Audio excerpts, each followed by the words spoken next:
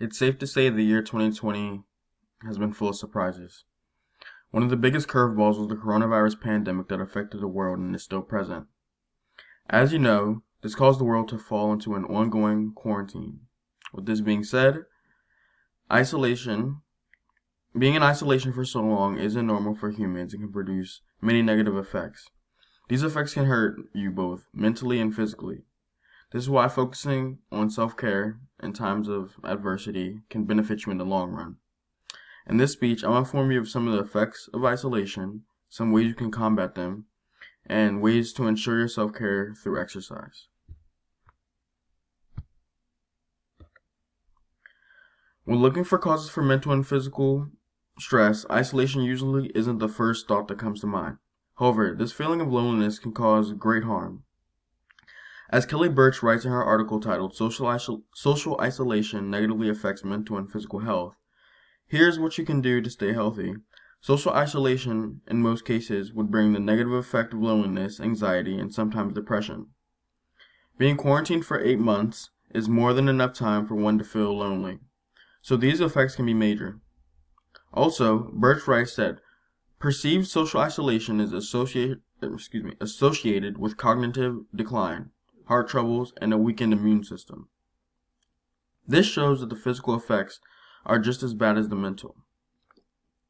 You may have experienced a feeling of sudden sadness or felt like you were out of place, which comes with loneliness, but it doesn't have to last long. Now that you know the effects of isolation, it's time to learn how to combat it. As easy as it sounds, one of the best ways to combat isolation is through communication. By consistently communicating with others, it can take away whatever feeling of loneliness you may feel. Some easy ways to communicate while in quarantine are video chat, texting, and playing video games with your friends.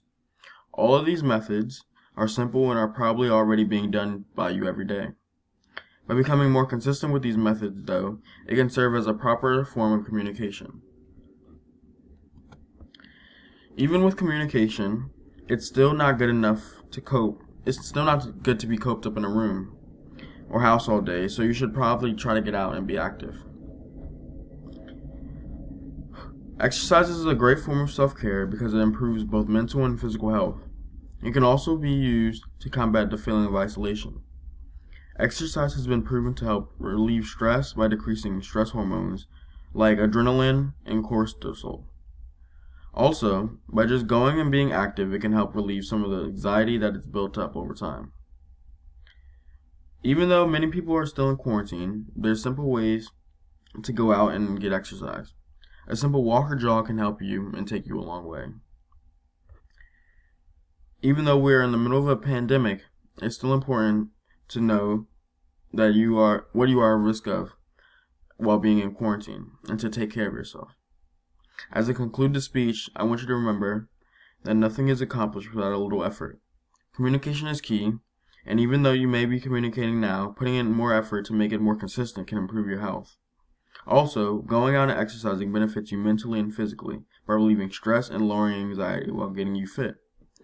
No one knows for sure how long this pandemic will last, but by taking the necessary steps to ensure your mental and physical health prospers, it can help you a lot in the long run. Thank you.